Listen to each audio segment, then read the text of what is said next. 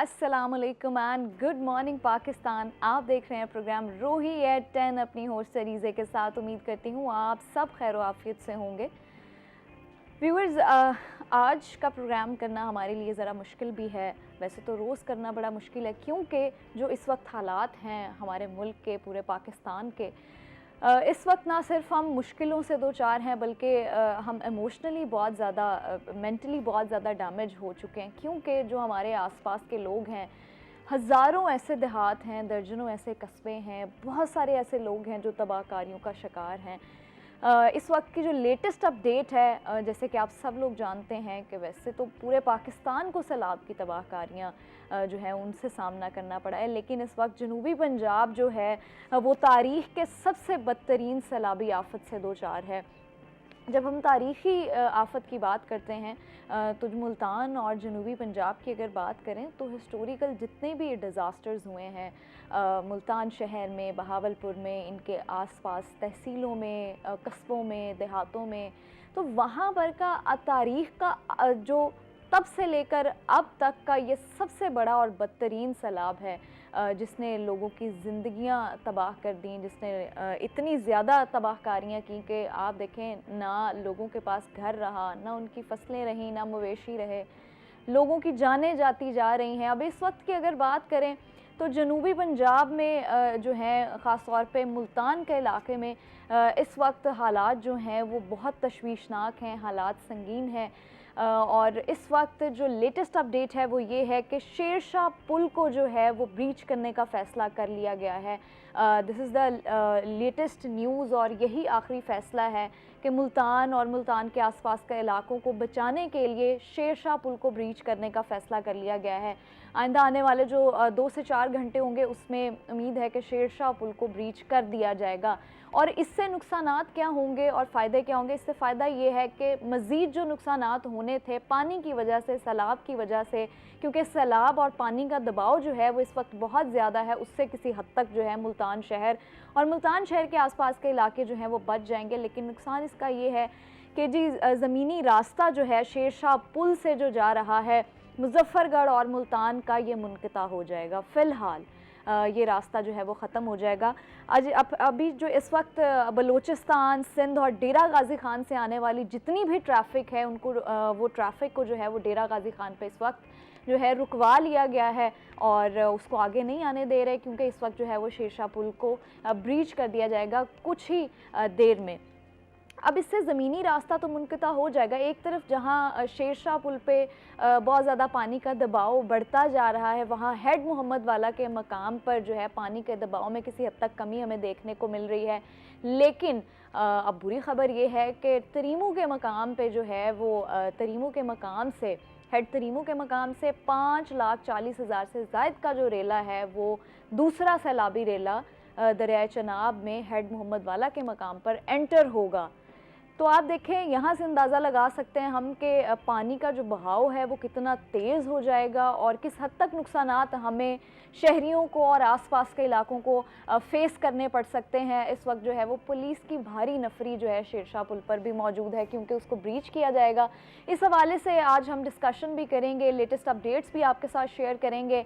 हमारे साथ मौजूद हैं सलमान ज़मीर जो कि एंकर रोही टीवी हैं, रिपोर्टर रोही टीवी हैं। अस्सलाम वालेकुम। वालेकुम अस्सलाम। सलमान, कैसे हैं आप? अल्हम्दुलिल्लाह लीज़े।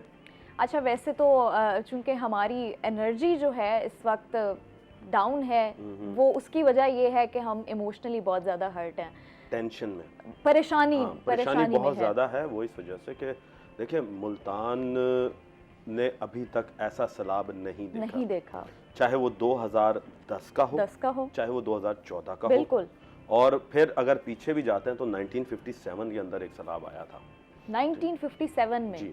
फिर वो सैलाब भी इसके मुकाबले में कुछ नहीं था। अच्छा। और जो इस वक्त लेटेस्ट अपडेट है ना वो ये थी कि रात को जो है चेयरमैन पीडीएम में उन्होंने प्रेस कॉन्फ्रेंस की थी। ठीक है। तो उसमें उन्होंने बताया था कि जी हम अभी कोई फैसला ले नहीं रहे, मगर जो ही प्रेस कॉन्फ्रेंस ख़त्म होती है अच्छा, तो घंटे के बाद ही ये फैसला ले लिया जाता है कि we are going to breach the points at Shershah. अच्छा। तो अब ये बड़ा मुश्किल फ़ैसला है क्योंकि देखें एक तरफ ब्रिज बचाना आपने। अच्छा, हम 3-4 हफ्तों से तकरीबन हम इसको ब्रीच नहीं कर रहे थे, रोज़ मीटिंग्स हो रही थी, टेक्निकल टीम्स बैठ रही थी, लेकिन ब्रीच करने का फैसला नहीं लिया जा रहा था। वो मैं आपको बताता हूँ वो क्यों। वो इसलिए कि जो शेरशाह का मकाम है ना, यहाँ पर ब्रीच करने के लिए एक अकेला डीसी नहीं है। अच्छा, इसमें डीसी इन्वॉल्व होता है मुल्तान का, ठीक है, इसमें डीसी इन्वॉल्व होगा मुजफ्फरगढ़ का, और कमिश्नर डेरा गाजी खान। ये बैठेंगे, ये फैसला करेंगे, मुशावरत करेंगे। हाँ, महकमा अनहार होगा उसमें, ठीक है, PDMA की टीम होगी उसमें, रेस्क्यू की टीम होगी उसमें, पुलिस उसमें होगी। तो ये सारे इदारे जब बैठेंगे, स्पेशल ब्रांचेस वगैरह, ये वो सब, क्योंकि इनके पास तमाम रिपोर्ट्स जो हैं वो होती हैं।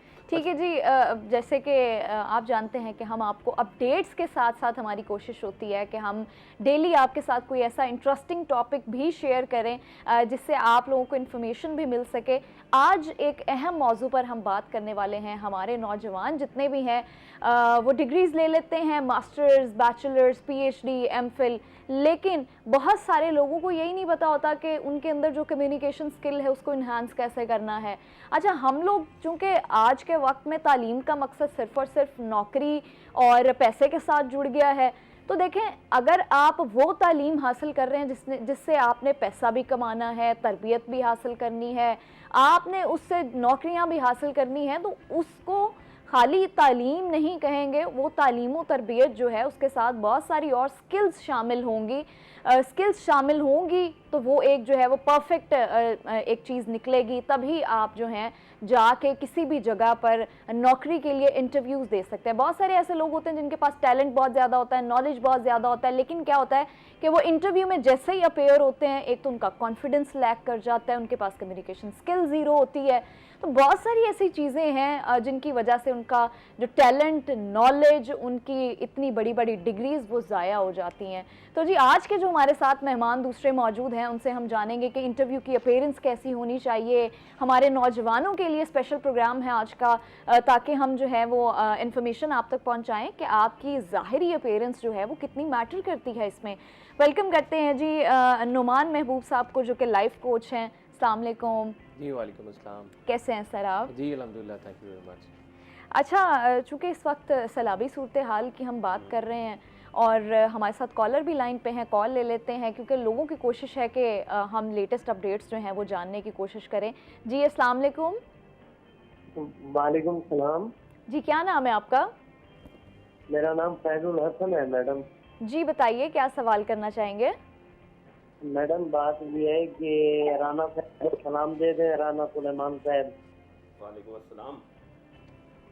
राना साहब, बात ये है कि बुश मुबारक में हमारा घर है और यहाँ पे हमारी पहले कमजोर छत की बांस और छत की, सही, और उसको हालिया बारिशों और सैलाबी कैफियत ने बहुत ज्यादा मुतासर किया है और छत टपकने के साथ साथ काफी सारा नुकसान हुआ है। ठीक है, सही। तो आप ये करना थी कि मुखैर हजरा या जैसे हो आप हमसे रब्ता करें, मौका देखें, हमारी ये छत बनवा चले। आपका ऐसा करते हैं, आप अपना नंबर वगैरह जो है वो नोट करवा दें और इसके बाद फिर आपसे रब्ता कर लेते हैं। बहुत शुक्रिया जी, thank you very much for calling. अच्छा अली से, अब फैसला ये हुआ कि इसे ब्रीच किया जाएगा। अच्छा, मगर उसके थोड़ी देर बाद ही हमें ये देखने को मिला कि वो फैसला जो है वो वक्ती तौर पर मौखर कर दिया गया। वो मौखर क्यों किया गया कि अभी कुछ कोऑर्डिनेशन जो है ना वो अभी बाकी है। कोऑर्डिनेशन किसके साथ है? कोऑर्डिनेशन है रेलवे हुकाम के साथ, क्योंकि वहाँ पर रेलवे ट्रैक भी गुजर रहा है। अच्छा, लेकिन अब की जो खबर है वो तो ये कि रेलवे ट्रैक भी बंद कर दिया गया है। वो बंद, देखें, रास्ते तो बंद कर दिए इन्होंने, रात से ही ट्रैक्स को भी बंद कर दिया। ठीक है, वो इन्होंने फैसला ले लिया। मगर अभी ब्रीचिंग का फैसला जो रात तक था वो ये किया था कि रात 11 बजे तक इन्होंने कहा था कि हम सुबह फजर के बाद ना ब्रीच कर देंगे। और मगर एक इशू और होगा। अच्छा, देखो, अगर ब्रीच होता है ना वहां से, क्योंकि हम रोही जो है वो हमारा एक एक बंदा वहां पर मौजूद है इस वक्त। आप ये हम अपने व्यूअर्स को बता दें कि इस वक्त रोही के 14 रिपोर्टर्स मुख्तलिफ पॉइंट्स पर मौजूद हैं। ठीक है, और लम्हा ब लम्हा हर बुलेटिन में एक लेटेस्ट अपडेट दे रहे हैं हर एक इलाके से। इतनी बड़ी टीम अभी तक किसी भी चैनल की नहीं है। अच्छा, दूसरी चीज़ आ जाती है।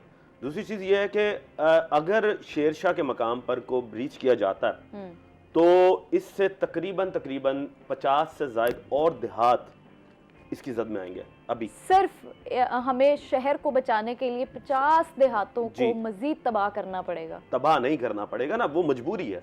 क्योंकि आपके पास जो इस वक्त जनाब है वो इतना मुतहम्मिल नहीं है कि इतने बड़े सैलाबी रेले को वो सह सके। मिसाल के तौर पर एक वो कहते हैं ना कि गाड़ी है, उसके अंदर कैपेसिटी है 30 लीटर की, आप उसमें 35 लीटर तो नहीं डाल सकते ना। तो इसी तरीके से जो इस वक्त शेरशाह का मकाम है उस पर रात को जो सतह थी वो थी 392.5 और इसकी हाईएस्ट क्रिटिकल है 394, इससे ऊपर नहीं है इसकी कैपेसिटी नहीं है। कैपेसिटी ये हाइट की बात कर रहा हूँ समंदरी सतह से। अच्छा, ये समुद्री सतह से जो फुटों के ऊपर नापी जाती है। और अगर वैसे ही अगर हम देखें एक आम लफ्ज में अवाम को समझाने के लिए, ये इस वक्त पानी जो है वो तकरीबन 15 से 20 फुट है। अच्छा जी, ठीक है। मुख्तलिफ मकामात पर 15 से 20 फुट पानी इस वक्त मौजूद है। अब अगर कोई शख्स गिरता है तो वो फिर डूब जाएगा इजीली, क्योंकि घर आप पूरी एक छत, घर की छतों तक पानी आया हुआ। एग्जैक्टली। अच्छा, इसी के साथ फिर पानी की सतह कम हो रही थी, मगर हमने ये देखा कि कल एक नया सैलाबी रेले के जो थी वो 4,14,000 क्यूसिक का जो था 2 दिन पहले वो एंटर हो रहा था, मगर साथ ही जो कादराबाद के मकाम पर से फिर एक और रेला उसमें ऐड होता है। और अब जो पीडीएम में बता रहा था वो ये था कि 6 लाख क्यूसिक का रेला जो है वो मजीद अभी आएगा। जी, वो मजीद अभी आ रहा है। कॉलर लाइन पे हमारे साथ कॉल ले लेते हैं। अस्सलाम वालेकुम। वालेकुम अस्सलाम, क्या नाम है आपका? मोहम्मद दानियाल बात कर रहा हूँ। अच्छा दानियाल, बताइए क्या सवाल है आपका? मेरा सवाल सलाब के हवाले से, आपको पता है आजकल सलाब के हवाले से सवाल है मेरा। जी जी। सलमान साहब को कहेंगे ये बड़ा अच्छा आज मुल्तान ने टैक्स किया कि जो भावलपुर बाईपास से बंद किया है, और ये बड़ा अच्छा किया है। अगर ये करीब से बंद करते तो शायद लोग रुकते ना, लोग आगे के लिए जाते हैं। और काफी इलाकों में देखने में सूरत हाल नजर आ रही है कि कई लोग कह रहे हैं हमें खुराक का मसला बन रहा है, कोई लोग कहते हैं हमें कुछ मसला आ रहा है। तो काफी लोग आज विजिट भी किया हुआ है, सीटीओ साहब ने भी किया हुआ, और सरदार डोगर साहब जो है हमारे, वो काशिफ अली साहब जो ट्रैफिक ऑफिसर है वो भी, उन्होंने भी किया हुआ है। अच्छा, तो इनसे चाहिए कि ये बिल्कुल भी लोगों को आगे ना जाने दें। गुजारिश यही है काम से कि ये लोग सेल्फियां भी बनाते हैं, वीडियो बनाते हैं, ये मौका जी काशिफ, इसी के ऊपर बात करने की जरूरत है। बहुत शुक्रिया आपकी कॉल का, thank you very much for calling. अच्छा, ऐसा है कि ये मैंने पहले भी जो है वो रिपोर्ट किया है कि लोग इसे इसे तफरीह पॉइंट ना बनाएं। देखें अलीज़े, कहा जाता है कि सबसे भयानक मौत अगर किसी को देनी है वो पानी की मौत होती है। हालांकि देखने में ये कुछ नहीं नजर आ रहा होता, मगर सबसे दर्दनाक मौत होती है और लोगों को ये नहीं पता कि वो कितने एज पर आ जाता है। मजीद बात करेंगे, लेकिन एक शॉर्ट ब्रेक के बाद आप हमारे साथ रहिएगा।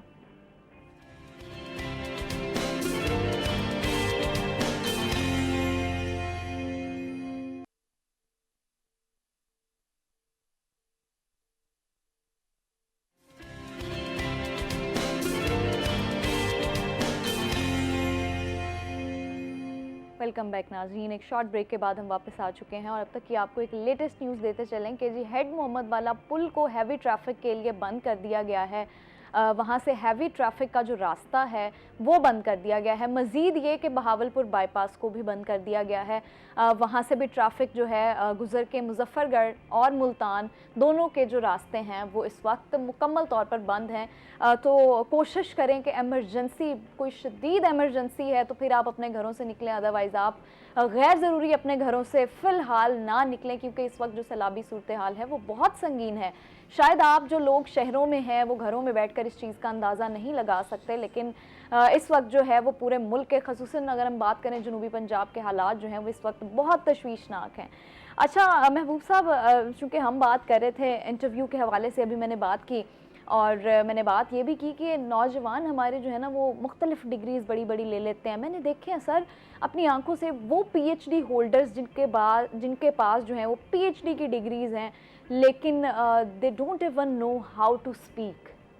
बिल्कुल ठीक। तो आप मुझे बताइएगा कि अपनी पर्सनालिटी को किस तरह इन्हांस करने की ज़रूरत है हमें, कि अगर हम एक मास्टर्स की डिग्री लेने के बाद भी किसी वर्क प्लेस पे जाएं, नौकरी के लिए जाएं, किसी भी इंटरव्यू में अपेयर हों, तो हमारी डिग्री से ज़्यादा जो है वो हमारे अल्फाज और हमारी पर्सनालिटी बोल रही हो।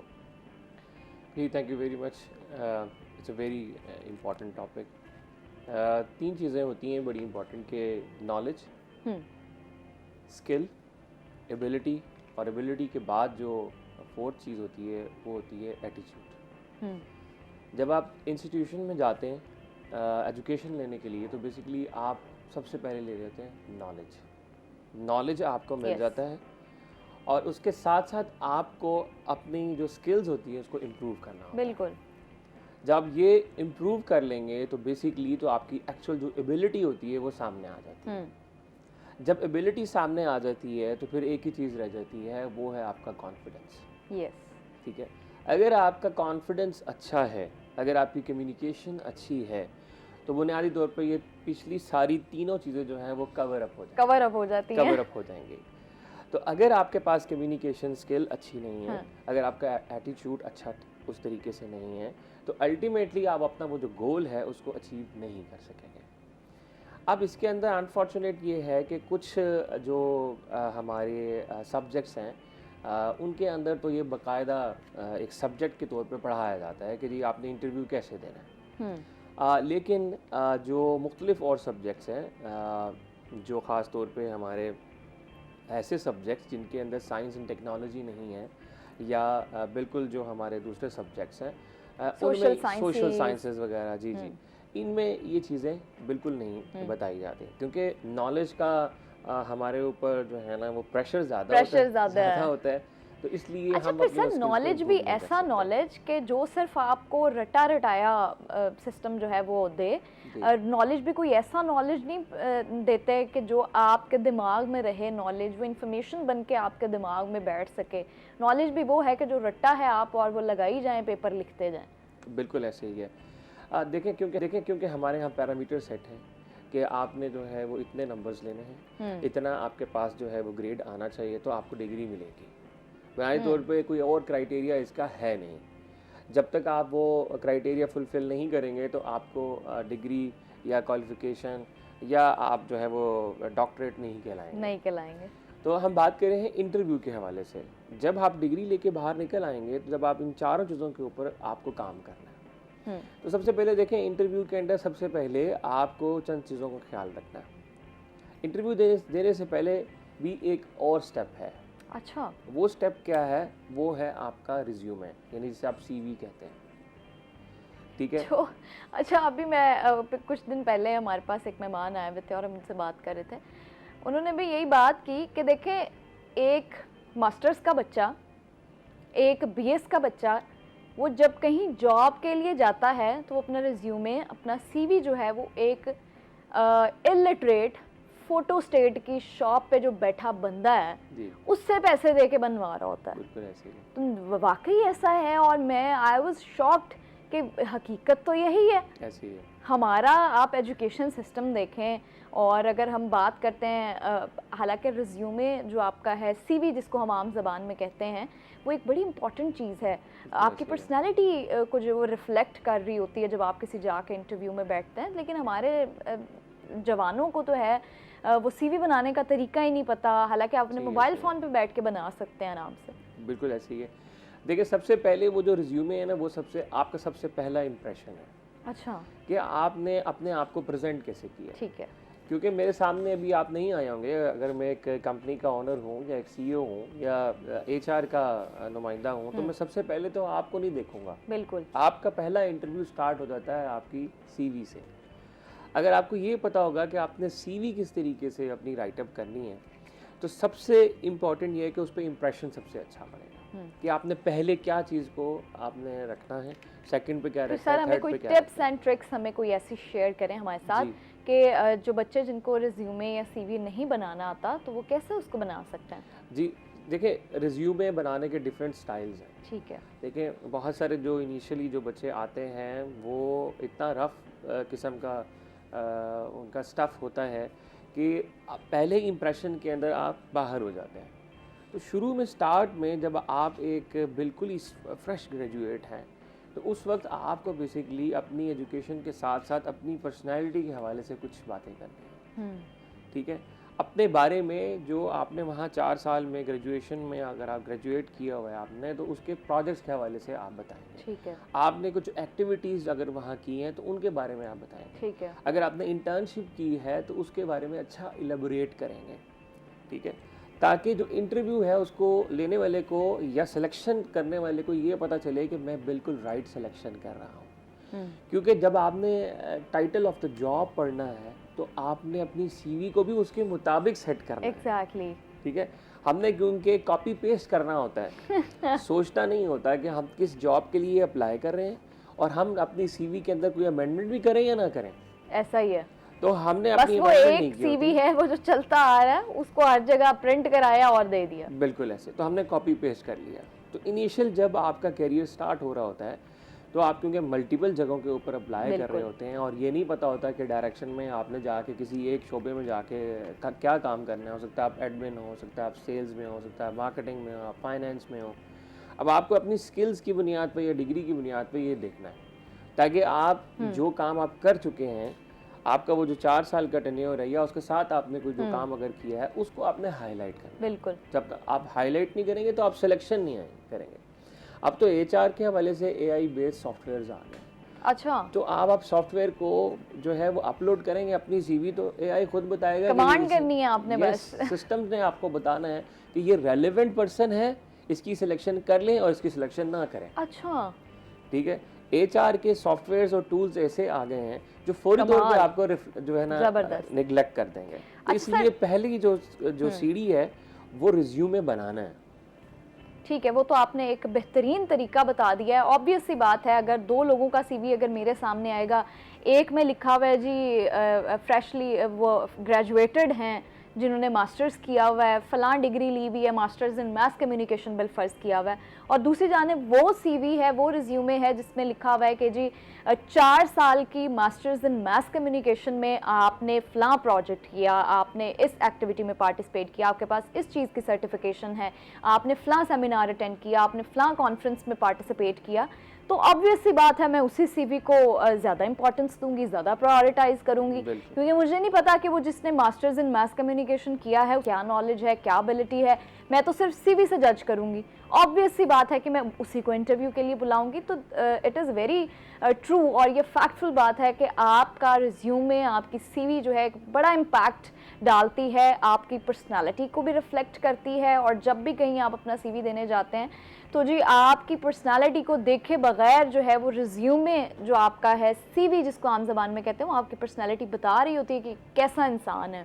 एक कॉलर हमारे साथ लाइन पे, कॉल ले लेते हैं। अस्सलाम वालेकुम।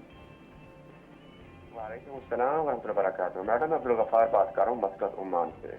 अच्छा जी, कैसे हैं आप? एक्चुअली हम ओवरसीज पाकिस्तानी हैं, हर वक्त घर से अटैच रहना होता है और जो सिचुएशन से हम गुजर रहे हैं इसके लिए तो क्योंकि हमारे लिए इस वक्त सिर्फ और सिर्फ मुल्तान की सूरत हाल के लिए जो है ना रोही ही हमारा एक सहारा है इधर ओवरसीज पाकिस्तानियों के लिए, खासकर मुल्तान के जो रहायशी हैं। बिल्कुल जी, हमारी कोशिश भी होती है कि हम तमाम तर जो इन्फॉर्मेशन है, लेटेस्ट अपडेट्स हैं, वो हम शेयर कर सकें। जी जी बिल्कुल, थैंक यू, जज़ाकल्लाह खैर। अच्छा, वो मैं ये कह रहा था कि जिस वक्त ये प्लान बनाया गया, पीएम गिलानी साहब थे उस वक्त, ये वाला जो हाड़ मोहम्मद वाला जो प्लान बनाया गया था, ब्रिज बनाया गया, उस वक्त अगर 1-2 ब्रिज और बन जाते तो ये सूरत हाल से, इस सूरत हाल से कभी भी हमें ना गुजरना पड़ता, क्योंकि मेरा घर भी इसी एरिया में है, करीब में, और इस वक्त मेरे घर वालों को भी वहाँ से निकलना पड़ा। तो अभी तो जो सूरत हाल है, क्या हुकाम बाला को ये है कि इस रोड के ऊपर 2-3 और ब्रिज बना देते, जबकि 2 रोड भी बनाया जा रहा है, लेकिन फिर भी इस तरफ किसी की भी वो नहीं गई, नजर नहीं गई कि हम फ्लड से बचने के लिए फ्यूचर के लिए कुछ ऐसा प्लान कर लें। ठीक है जी, बहुत शुक्रिया आपकी कॉल का, थैंक यू फॉर कॉलिंग। अच्छा, ये है फ्यूचर प्लान्स जो अब बाद में सोचे जाएंगे। ये फ्यूचर प्लान नहीं है, मैं आपको बताता हूँ क्या। अच्छा, आप बताइएगा, लेकिन एक छोटा सा हमने वक्फा लेना है, वक्फे के बाद आएंगे और सलमान साहब आपको ज़रूर इस चीज़ के बारे में जो है वो आगाह भी करेंगे। आप हमारे साथ रहिएगा।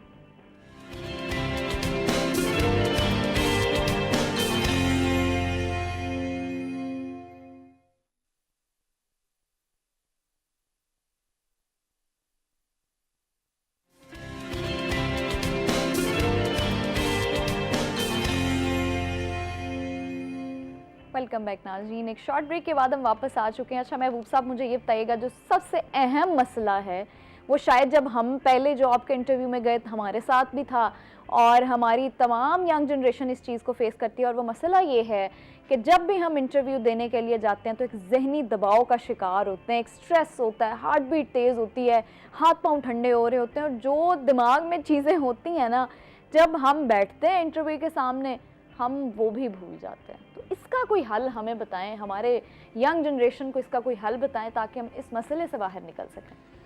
देखिए, वेरी गुड क्वेश्चन। स्ट्रेस जो है वो सारी उस कॉन्फिडेंस को भी ख़त्म कर देगी, उस कम्युनिकेशन बैरियर जो है उसको भी ख़त्म कर देगा, और आप अगेन एक जो अपॉर्चुनिटी लेने जा रहे थे उसको अपॉर्चुनिटी की बजाय थ्रेट बना के वापस आ जाएंगे। इसका बेहतरीन हल ये होता है कि इससे इंटरव्यू से पहले की प्रिपरेशन, नंबर 1, आपने उस जिस कंपनी में जा रहे हैं उस कंपनी के बारे में इंफॉर्मेशन लें, उसको देखें, उसको समझें। अगर वहाँ कोई आपको जानने वाला है तो उससे बिल्कुल पूछ लें। आज जो है इंटरनेट के इस दौर के अंदर तो शायद पूछना थोड़ा सा और आसान है, आप गूगल करें, आपको उस कंपनी के बारे में पता चल जाएगा। दूसरी बात यह है कि जिस जॉब के लिए आप जा रहे हैं तो उस जॉब की रिस्पॉन्सिबिलिटी को आप समझ लें कि आपके रोल्स एंड रिस्पॉन्सिबिलिटीज़ हैं क्या।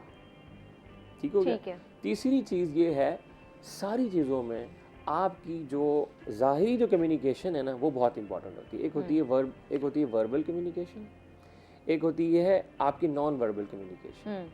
वर्बल कम्युनिकेशन को भी आप 2 हिस्सों में तकसीम कर देते हैं वैसे।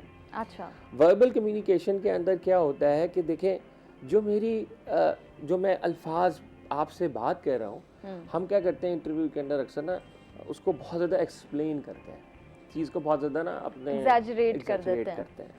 हमें टू द पॉइंट रहना होता है, एक चीज़। दूसरी चीज़ ये है कि हमारे यहाँ लेट पहुँचने का रिवाज है, हम बिल्कुल टाइम पे पहुँचेंगे। आपने वहाँ पर आना है, इंटरव्यू से कम आप 15 से 20 मिनट पहले पहुँचें ताकि आप उस इन्वायरमेंट को अपने अंदर कोप कर सकें। एग्जैक्टली। ठीक है, आप वहाँ बैठे उन लोगों को देखें, वहाँ की इन्वायरमेंट कैसी है। जैसे मैं अगर यहाँ पर आया हूँ तो मैं 5 मिनट यहाँ पर बैठूँगा तो मुझे पता चलेगा अच्छा ये इन्वायरमेंट कैसी है, क्या जो इंटरव्यू लेने वाले हैं वो कैसे हैं, या देने वाले कैसे आ रहे हैं, स्टाफ क्या आ रहा है। तो मुझे पता चलता है कि जी अच्छा ये इस तरह का लेवल, इस तरह का स्टैंडर्ड है, ये इन्वायरमेंट है, क्योंकि इन्वायरमेंट आपके ऊपर असरअंदाज हो रही है।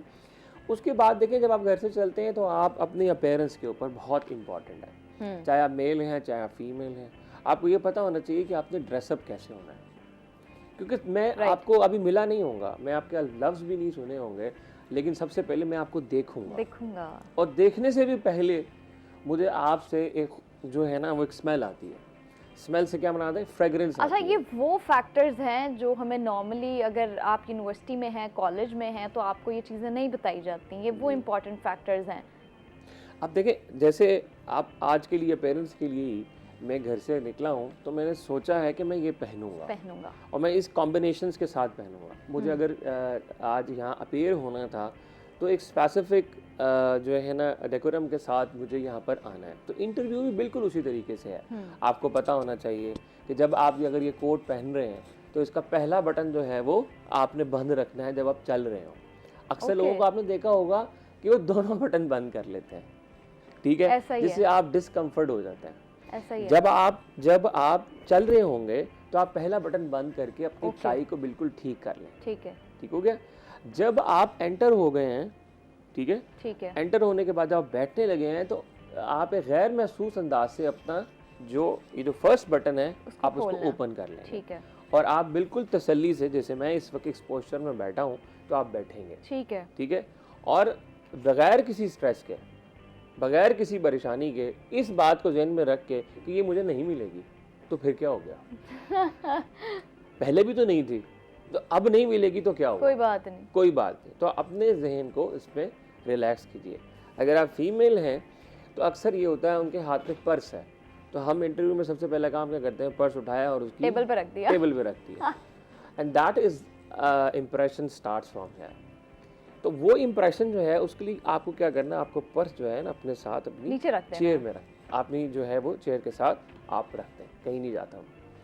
तो आप तसल्ली से बैठे, काम हो जाए, और उसके बाद हमें अक्सर वो कहते जी उनकी आंखों में बैठ के बात करनी है। तो ऐसा बिल्कुल हरगिज ठीक नहीं है, साइकोलॉजिकल भी ठीक नहीं है। यू नीड टू अनकंफर्टेबल हो जाता है बंदा वैसे। आप अनकंफर्टेबल हैं। आपको कहाँ देखना है? उनके माथे पे देखना है, उसके माथे पे देखना है। जब आप आई टू आई कांटेक्ट का मतलब ये नहीं होता कि आपसे घूरना शुरू कर देंगे। तो कुछ चीज़ें ऐसी हैं जो आपके कॉन्फिडेंस को बढ़ाते हैं। आप घर से चले, इत्मीनान से चले, आपका ड्रेस बिल्कुल ठीक, आपने एक अच्छी खुशबू लगाई ताकि इम्प्रेशन अच्छा आपके ऊपर पड़ेगा। आपने कलर्स की सिलेक्शन जो है ना, ख़ास तौर पे जो हमारे मेंस हैं अक्सर हम इंटरव्यू देने के लिए जाते हैं तो वो बड़ा रंगीन किस्म का ना आप अपना पोस्टर लेके जा रहे होते हैं। आप सिंपल टोन के साथ, मैं तो बल्कि मर्दों को कहूँगा 3 कलर हैं उनके, ग्रे, ब्लैक और ब्लू।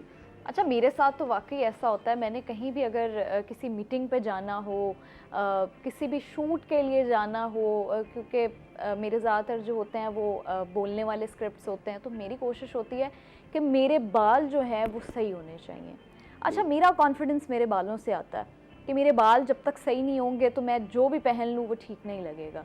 तो आई थिंक वाकई ये चीज़ें मैटर करती हैं, और जब तक मेरे बाल ठीक नहीं होते, मेरा कॉन्फिडेंस, और मैं वैसे बोल ही नहीं पाती, मैं कंफर्टेबल ही नहीं होती। तो ये हकीकत है कि जब तक आपकी पर्सनैलिटी ठीक नहीं होगी, आप मुतमईन नहीं होंगे अपनी पर्सनैलिटी से, तब तक जो है वो आप ना तो सही से बोल पाएंगे, ना ही सही से अपना कंटेंट डिलीवर कर पाएंगे आप, और ना ही इंटरव्यू दे सकेंगे। जो मर्द की पर्सनैलिटी है, सॉरी इसमें ऐड कर देता हूँ, वो उसके लिबास से आती है, और जो औरत की जो पर्सनैलिटी है वो जजमेंट शुरू होती है बालों से। अच्छा, चीज़ें ऐसी हैं कि अलीसा, हम जो है ना मेल्स की बात करूंगा, फीमेल्स की आई डोंट नो, क्योंकि मेरा कोई इंटरेक्शन नहीं है इतना। तो क्यों, आपका कभी फीमेल्स के साथ कोई इंटरेक्शन नहीं हुआ? भाई हम ज़्यादातर मेल्स के साथ ही रहते हैं, क्योंकि ऑब्वियसली बाहर नहीं, क्यों, हमारे ऑफिस में माशाल्लाह से बड़ी खवातीन हैं माशाल्लाह, अल्लाह पाक सबको सलामत रखे। और मैं बात ये कर रहा था कि मेल्स की बात करूँ ना, कि असल में लोग जो है ना वो अपने कलर को लेकर भी थोड़े से परेशान होते हैं। ख़ास तौर पे अब मेल्स जो हैं वो ज़ाहिर से ज़्यादा बाहर फिर रहे होते हैं। आप फीमेल्स तो माशाल्लाह से मेकअप करके खूबसूरत बन जाती हैं। मेल बेचारा क्या करेगा, तो उनका कलर जो है वो थोड़ा सा टैन होता है, थोड़ा सा डार्क हो जाता है। जिस तरह सैलाब की सिचुएशन के अंदर जो मेरे रिपोर्टर्स इस वक्त सैलाब की ड्यूटीज़ दे रहे हैं, या फिर मेरे इदारे वाले जितने भी इस वक्त सैलाब की ड्यूटीज़ दे रहे हैं, उनको आप पहचान नहीं पाएंगे इस वक्त, क्योंकि वो इतने उनका कलर जो वो कलर फेड हो चुका है। अच्छा, अब होता क्या, ज़्यादा डार्क भी हो जाए ना, आपको कैरी करना नहीं आता फिर कलर। लोग कहते हैं यार ब्लैक कलर पहन ले, और भाई तुम पहले से ही ब्लैक हो, उसके ऊपर और ब्लैक डाल दोगे तो वो भी आपको फौरी तौर पर एक गलत जेस्चर दे देता है। अच्छा, मैंने चाइना और जापान की एक वो देखी थी टेक्निक है उनकी एक, कि वो आपकी पर्सनैलिटी का एनालिसिस कलर्स के थ्रू करते हैं। अगर शायद आपका इत्तेफाक हुआ वो वीडियो देखने का, तो वहाँ पे कुछ ऐसी जगह हैं, कुछ ऐसे मकामात हैं, कुछ ऐसे स्पेसिफिक सैलून्स हैं जो सिर्फ कलर एनालिसिस करते हैं। जापान में, चाइना में वो क्या करते हैं, आप जाते हैं उनके पास, यू हैव टू पे सम स्पेसिफिक अमाउंट, और फिर वो आपके ऊपर डिफरेंट कलर्स रखते हैं, और वो उनकी टेक्निक्स हैं। फिर उसके बाद आपको बताते हैं कि जी आपके पास आप इन कलर्स को आप ऑप्ट कर सकते हैं, ये आपके कलर्स हैं। कलर्स के साथ साथ एक और भी चीज़ है, आपका वेयरिंग स्टाइल। हाँ, ठीक है, अब आप माशाल्लाह से हेल्दी हो, आप पोलो शर्ट पहन लें, आप बिल्कुल अजीब लगोगे। ये चीजें आप टग इन कर लेते हैं ड्रेस शर्ट को, आप थोड़े से निकल आता है। अच्छा, लेकिन अंधाधुंध आपने जो ट्रेंड है उसको फॉलो भी नहीं करना। अच्छा जी, एक शॉर्ट ब्रेक पे जाएंगे, ब्रेक के बाद वापस आएंगे, आप हमारे साथ रहिए।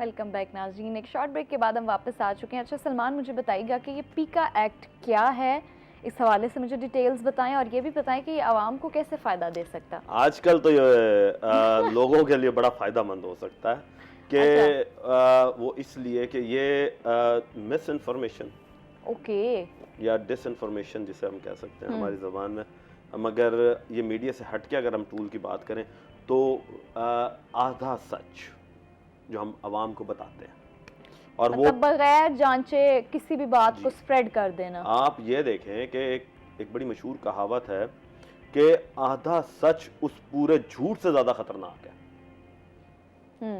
आधा सच झूठ से ज्यादा खतरनाक ऐसा ही है। बेशक आप या तो पूरा ही झूठ बोल दें या पूरा सच बोल दें, दरमियान में ना रहें, क्योंकि वो फिर बंदे को मिसलीड कर देता है। ऐसा ही है। अब कई ऐसे लोग हैं जो कि बड़ी गलत रिपोर्टिंग कर रहे हैं सैलाब को लेकर।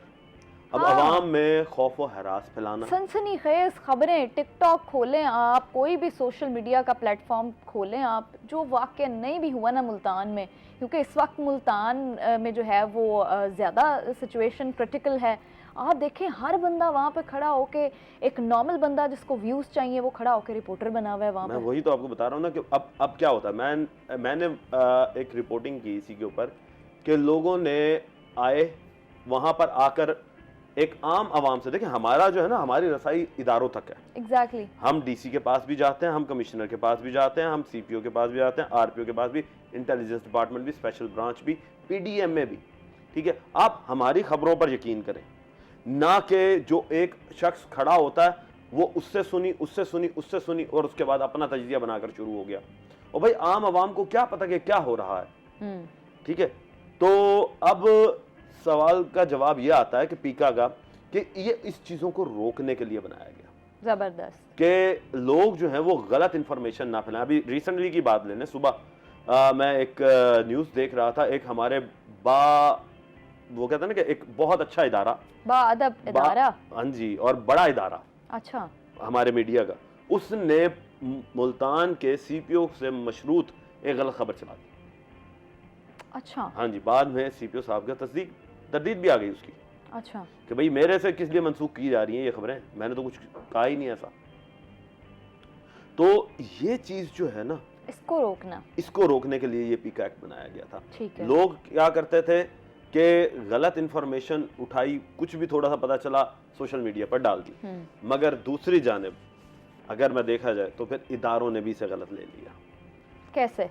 वो ये था कि भाई अब अगर किसी ने कोई अपनी एक आवाज उठाने के लिए बंदे ने वीडियो बनाकर डाली, अगर हम नहीं पहुंच पाए, देखिए हर जगह तो हम नहीं जा सकते, हर जगह रसाई पॉसिबल नहीं। अब ऑन द स्पॉट अब हमें ये तो नहीं पता कि वक्त से पहले यहाँ पर कोई इंसिडेंट होने वाला है और हम उसकी वीडियो बनाने के सोच लें, तो उस पर फिर सीन ये होता है कि अब एक शख्स ने बनाकर अगर डाल दी है तो इदारे फिर उसके पीछे, अब वो बेचारा डर गया कि यार अब मैं क्या करूं। तो अच्छा। इदारों को भी थोड़ा सा ये चीज हाथ हौला रखना चाहिए। अच्छा जी, आजकल तो वैसे ही एनसीसीआई सीसीडी बड़ी एक्टिव हुई है, तो इदारों को भी चाहिए कि थोड़ा सा हाथ हौला रखें, कौम उनकी अपनी है।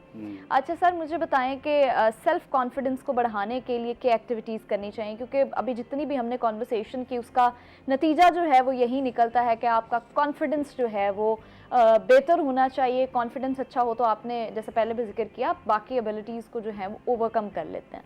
तो मुझे बताएं इसकी कोई प्रैक्टिकल कोई हमें एक्सरसाइजेज बता दें, कैसे अपने सेल्फ कॉन्फिडेंस को बढ़ाएं। ठीक है, अगर when it comes to general perspective कि हम अपने कॉन्फिडेंस को कैसे बिल्ड करें, तो सबसे पहले तो देखें हमें किसी भी फील्ड के अंदर आप हैं तो उसको आप अडॉप्ट करें और उसको अच्छी तरीके से समझें, यानी अपने नॉलेज को करेक्ट करें। जितना ज़्यादा नॉलेज होगा उतनी ज़्यादा आपकी एबिलिटी बढ़ेगी। यानी अगर मैं इस वक्त अगर बात कर रहा हूँ या आप बात कर रही हैं, तो बेसिकली आपके बैकग्राउंड में या तो प्रैक्टिस मौजूद है या नॉलेज मौजूद है, ठीक है, जिसकी बुनियाद पे एक स्किल क्रिएट हो गई है। बिल्कुल। और हम अपना जो बेस्ट है वो दे रहे हैं। जब आप सबसे बड़ा प्रॉब्लम ये है कि हम सही नॉलेज लेकर जी एक ऊपर वाला उसको देखकर हम आगे बात कर देते हैं। बिल्कुल। जैसे अभी पीका एक्ट की बात हो रही है, तो हमें एक छोटी सी इन्फॉर्मेशन मिली और हम वो मीडिया पे बैठ के हमने गुफ्तगू करना शुरू कर दी, ठीक है। अब हमने उस नॉलेज को अच्छे तरीके से समझा नहीं, हमें डेप्थ में जाके उसकी पूरी क्या कहते हैं इसको, जो उसका एक एट अ ग्लांस उसको देखना होता है या डेप्थ में देखना होता है, उसको हमने अंडरस्टैंड नहीं किया।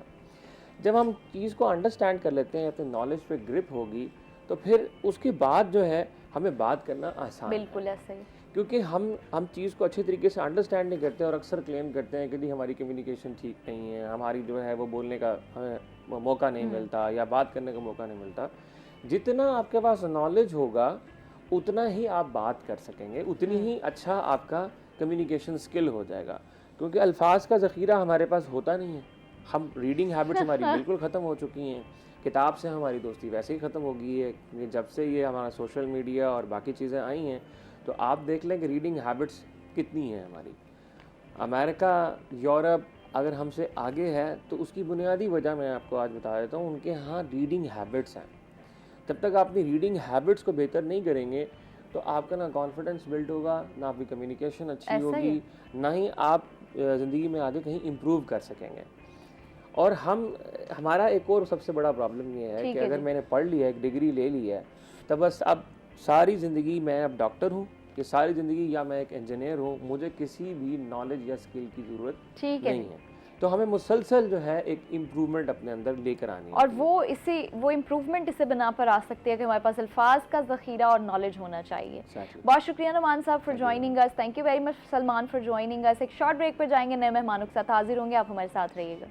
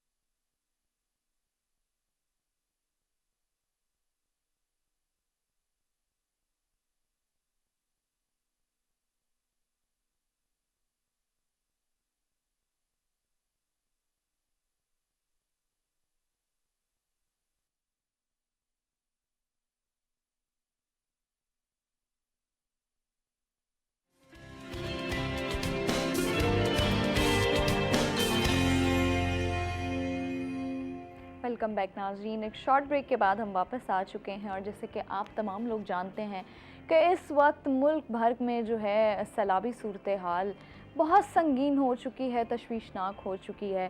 इस वक्त जनूबी पंजाब की अगर बात करें, मुल्तान शहर जो है, मुल्तान और मुजफ्फरगढ़ का जो ज़मीनी रास्ता है वो मुनक़ता कर दिया गया है। फ़िलहाल शेरशाह जो रोड है, शेरशाह का जो पुल है, उसको ब्रीच करने का भी फ़ैसला कर दिया गया है। ये जो है लेटेस्ट आपको न्यूज़ आपके साथ शेयर कर रहे हैं हम। और बाईपास को भी जो है, बहावलपुर बाईपास को फ़िलहाल बंद कर दिया गया है ट्रैफ़िक के लिए, ताकि मुजफ्फरगढ़ से मुल्तान और मुल्तान से मुजफ्फरगढ़ आने वाले और जाने वाले लोगों के लिए रास्ते में कोई मुश्किलात का सामना उनको ना करना पड़े। इस वक्त जो हालात हैं वो बहुत संगीन है। पानी जो है, सैलाब का जो पानी है वो लोगों के घरों की छतों से भी ऊपर जा चुका है। तो आप यहाँ से अंदाज़ा लगा सकते हैं। फिर मुल्तान में और जनूबी पंजाब में इस वक्त बारिशों का भी शदीद सिलसिला जारी है। जिस तरह हम गुज़िश्ता रोज़ की बात करें तो बारिशों का जो सिलसिला है वो पिछले 2 रोज़ से जारी है। आज कदरे मौसम बेहतर था जब मैं भी घर से निकली उस वक्त। तो जो सैलाबी सूरत हाल है, सैलाबी कैफियत है वो तो है, लेकिन बारिशें इसमें मज़ीद इजाफा पैदा कर रही हैं। मज़ीद लोगों को मुश्किलात का सामना करना पड़ रहा है। यानी वो लोग जो अपने घर बार छोड़ के ज़मीनी पानी की वजह से परेशान हो के कैंप्स में बैठे थे, अब वो लोग कैंप्स में आसमान से जो पानी आ रहा है उससे भी दो चार हैं। तो जी इस वक्त हम आप तमाम लोगों तक वेदर की अपडेट्स भी देंगे। हमारे साथ मौजूद हैं अहमर ख़ान साहब, जो हमें बताएंगे कि इस वक्त जनूबी पंजाब के और मुल्तान की मौसम की सूरत हाल क्या है। जी अहमर बताइएगा। मुल्तान के मौसम की सूरत हाल के हवाले से बात करें तो मुल्तान में गुज़श्ता रोज़ बारिशों से जो है वो मुल्तान का मौसम जो है वो काफ़ी हद तक खुशगवार हो चुका है। इसी हवाले से मुल्तान में बात करें मौजूदा दर्जा हरारत के हवाले से तो इस वक्त मुल्तान में मौजूदा दर्जा हरारत 29 सेंटीग्रेड रिकॉर्ड किया गया है।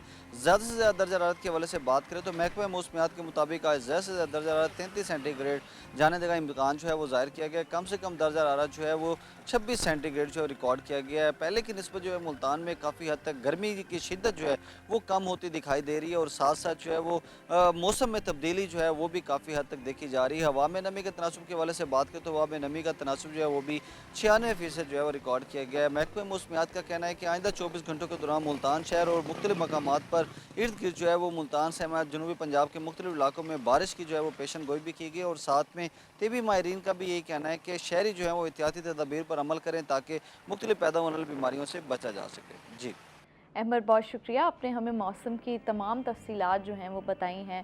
अब देखें, वही बात है कि जहाँ सैलाब से दो चार हैं लोग, वहाँ पर बारिशों की वजह से भी बहुत ज़्यादा तंग हैं। अभी आने वाले जो गुज़िश्ता रोज़ हैं उनमें भी बारिश हुई, लेकिन जो आने वाले दिन हैं उनमें भी बारिशों का बताया जा रहा है। यानी आइंदा 24 घंटे में जो है वो बारिशों का सिलसिला मुल्तान और उसके आसपास के इलाकों में जारी रहने के भी इम्कानात हैं।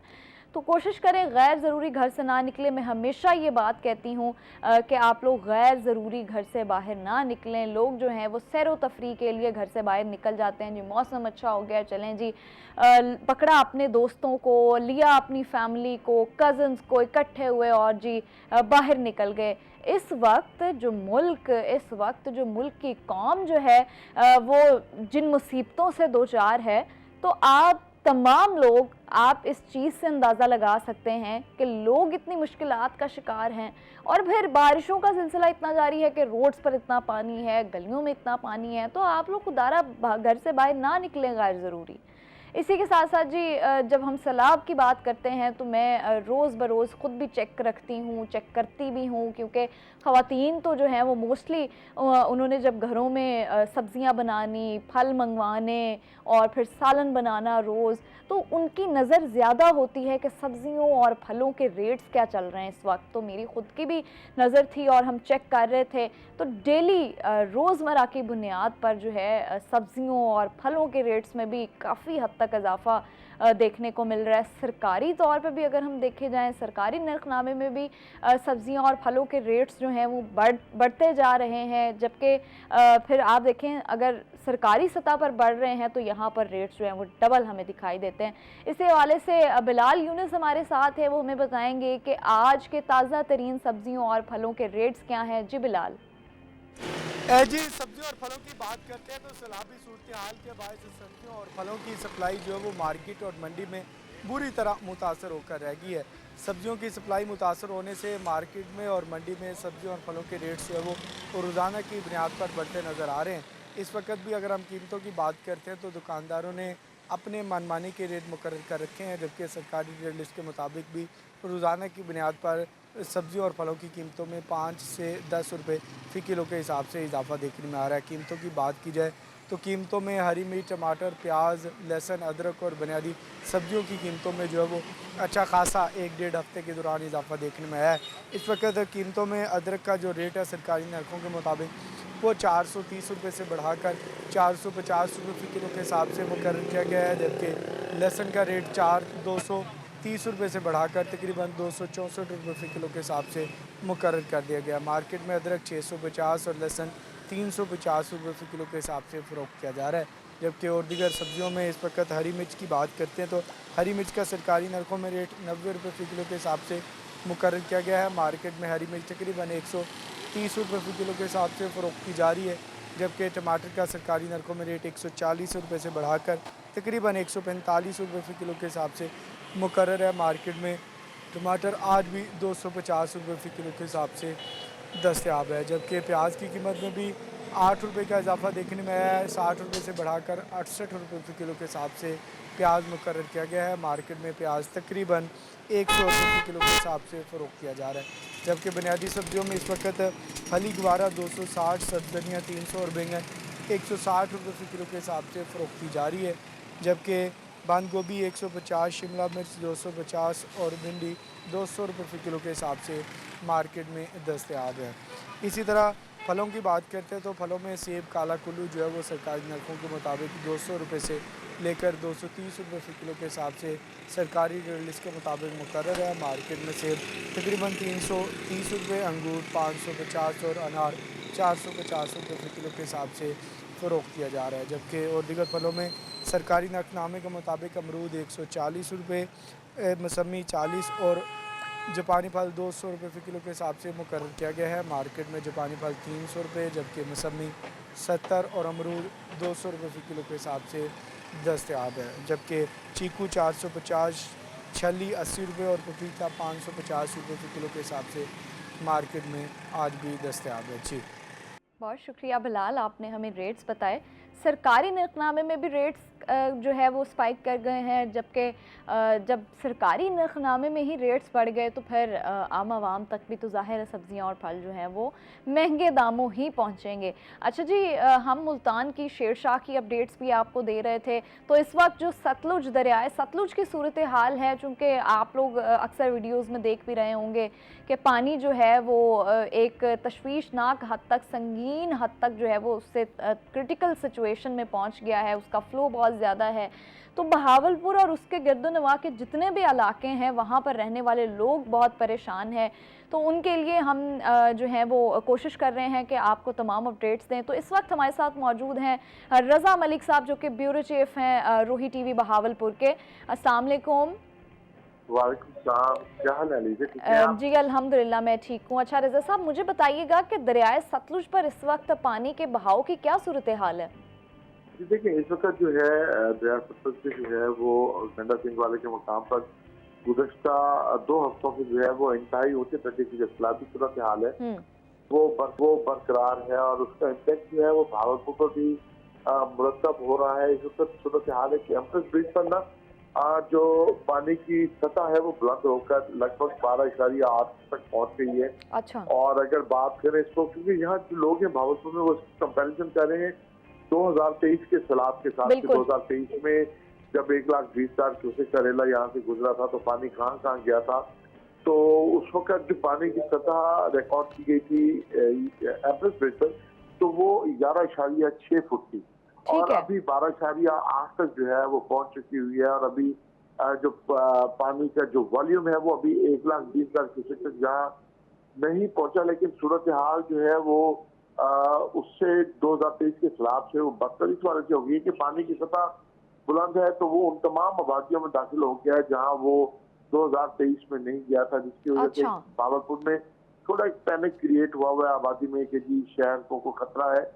तो मैं आपके शो के हवाले से रोही मॉर्निंग एफएम के हालत में लोगों को ये बताना चाहता हूँ भावलपुर के कि वो इस बात को तसल्ली रखें कि भावलपुर शहर को जो है वो फिलहाल कोई खतरा नहीं है। पानी की सतह जरूर बुलंद हुई है, लेकिन जो है वो पानी जो भावलपुर का नादरन बाईपास है जिसको जहांगीर वाला रोड भी बुलाते हैं, तो उस हद तक जो है वो जरूर जाएगा, जबकि फतुवाली बाकेवाला और इस सब जो है वो भी जरूर जो है वो समा सतह तक जो है वो टच करेगा, क्योंकि उसकी सतह जो है वो बुलंद हुई है। ठीक है मलिक साहब, रज़ा मलिक साहब, मुझे ये भी बताइएगा कि कल से हमें कुछ वीडियोस जो है वो देखने को मिल रही हैं, और जो आवाम है वो हमें वो वीडियोस फॉरवर्ड करके ये पैगाम देना भी चाह रही है और पूछना भी चाह रही है कि सिविल हॉस्पिटल तक, वो वीडियोस में दिखाया जा रहा है कि सिविल हॉस्पिटल तक जो है वो पानी आ चुका है, उस रोड पे पानी था, तो उस हवाले से मुझे आगाह कीजिएगा। देखिए बिल्कुल इस हवाले से ना जी कि वहाँ जो बड़ी सिविल अस्पताल से मलिका बड़ी अच्छी मॉडर्न सोसाइटीज बन गई हैं, और वहाँ बड़े लोग रिहाइश पजीर हैं, और यकीनी तौर पे जो है हमारा सोशल मीडिया भी खासी हद तक बेलगाम है, और उसके ऊपर जो है वो हर तरह की वीडियो लोग डाल के तो उसके ऊपर एक पैनिक क्रिएट कर देते हैं। तो यकीनी तौर पे उन लोगों को भी समझना चाहिए कि अगर वो वहाँ अतराफ में रहते हैं तो पीछे जहांगीर वाला बाईपास सामने है, वो खुद गाड़ी निकाले, मोटरसाइकिल पे निकाले, और बाईपास से पानी की सूरत हाल खुद देख के अंदाजा लगा ले, बजाय परेशान होने के। तो किसी सूरत में सिविल अस्पताल तक जो है वो पानी नहीं जाएगा। वो पानी जो है वो जहांगीर वाला बाईपास है, उसको मुख्तलिफ मकामात से, वो सारा भी नहीं, मुख्तलिफ मकामात उसको टच जरूर कर रहा है, लेकिन अच्छी बात यह है कि हेड फाइंडर से ही ये पानी जाके डाउन स्ट्रीम जो है जाता है अपस्ट्रीम स्ट्रीम की तरफ। तो वहां पर भी जो पानी की सतह है वो कम हुई है, 4,52,000 क्यूसेक आ गई है, और पानी का फ्लो भी बड़ी तेजी से, जो 2 दिन पहले तक नहीं था, अब वहां से भी पानी तेजी से उसका निकास अखराज हो रहा है। तो उसका इम्पैक्ट जो है वो बेहतर पड़ेगा यहाँ भावलपुर में, और वो पानी की सतह जो है वो कम होना शुरू हो जाएगी। वो यकीनी तौर पे लोगों का जो डर खौफ है वो इससे कम होगा, लेकिन इसमें कोई दूसरी राय नहीं है कि सैलाब मुतासरीन की तादाद कहीं ज्यादा है, और बिलखसूस ये तो यहाँ जो कि शहरी आबादी है और यहाँ लोग परेशान है। लेकिन मैं आपको बताऊं कि कल हम हेडक्वार्टर से पीछे धूपकोट की तरफ से उस शरीफ का इलाका है, अलीपुर का इलाका सूरत हाल है जी। अलीपुर नहीं जी, अलीपुर दरिया की दूसरी तरफ हो जाता है। ये धूपकोट जो है हेडक्वार्टर से आप वापस आए तो जब धूपकोट से जलालपुर से आगे और धूपकोट से तहसील अहमदपुर शर्किया है और जो इलाका है और उसकी आबादी है, तो वो बहुत पानियों में डूबी हुई थी और वहाँ हजारों लोग जो हैं वो बेघर हो चुके हैं। अच्छा, इसमें अगर रजा साहब मुझे आप कुछ इलाके अगर बता दें कि इस वक्त कौन सा इलाके जो हैं जो दरियाए सतलुज से मुतासिर हो सकते हैं, जैसे भी आपने अहमदपुर शर्किया का जिक्र किया, तो मुझे बता दीजिए कि कौन से ऐसे इलाके हैं जो सैलाब से मुतासिर होने का खदशा है। देखिए, जो जिला भावलपुर की अगर बात करें स्पेसिफिकली, तो ये जो पानी है ये यहाँ से हासिलपुर में जो हेड बनाया गया है जिसनाम, वहाँ से ये उस हदूद में दाखिल होता है। तो जो सबसे पहली जो है वो तहसील मुतासिर होती है वो हासिलपुर है। लेकिन पानी ये जब आगे बढ़ता है तो आगे बढ़ते हुए इसके जो अगर आप यहाँ से हेड निजाम से डाउन स्ट्रीम आ रहे हो, अपस्ट्रीम आ रहे हो, तो अपस्ट्रीम की तरफ जो है वो ये पानी जो आपके दाएं तरफ जो है दरिया के वो जिला बिहाड़ी शुरू हो जाता है और बाएं तरफ जो है साथ साथ जो है वो भावलपुर का सिलसिला जारी रहता है। उसके बाद जो है वो आगे जिला बिहाड़ी के बाद जो है वो मेलसी और फिर उसके बाद जिला लोधरा जो है वो शुरू हो जाता है, जबकि भावलपुर इधर जारी रहता है। भावलपुर की तहसील जो है वो खैरपुर टामे वाली आ जाती है। इस वक्त भाई वजीर आपाशी का ताल्लुक भी खैरपुर टामे वाली से ही है। उससे आगे आते हैं तो तहसील सदर का इलाका आ जाता है, भावलपुर की तहसील सिटी का इलाका, ये फतू वाली बाकी वाला जो है ये, और ये तमाम जो एरियाज हैं ये सिटी में फॉल करती है। तो इसी वजह से क्योंकि वो तहसील सिटी है, तो वो जब आप टाइटल इस्तेमाल करते हैं कि तहसील सिटी, तो वो तहसील आ जाते सिटी में पानी आ गया, तो बुनियादी तौर पर तहसील सिटी के हवाले से बात की जा रही होती है। तहसील सिटी के जो है फौरी बात जो है वो तहसील अहमदपुर शर्किया शुरू हो जाती है और ये एक बहुत बड़ी पट्टी है जो दरिया के साथ साथ जो है और ये जाती है। इस वजह से जो है वहाँ मुतासिर तादाद जो है वो सबसे ज्यादा है। रजा साहब, अहमदपुर का इलाका तो काफी हद तक आबाद भी है और वहाँ पर शहरी भी हैं बड़ी तादाद में, तो क्या अहमदपुर का सारा इलाका मुतासिर होने का खदशा है? नहीं, अहमदपुर का वो इलाका जो उच्च शरीफ के साथ, देखिए उच्च शरीफ के साथ मिल रहा है। उच्च शरीफ, हाँ जी, उच्च शरीफ को उच्च शरीफ जो है वो तहसील अहमदपुर शर्किया का हिस्सा है। अगर जो है वो होगा हेडक्वार्टर से जो है वो अपस्ट्रीम होगा, तो वो बहुत सारे मवादियात है, मज़ा मक्खन बेला है, मज़ा बख्तियारी है, चिकरानी है, तो वो बहुत सारी आबादियां हैं जो आगे की तरफ है और वो उनको जो है वो पानी डबो रहा है।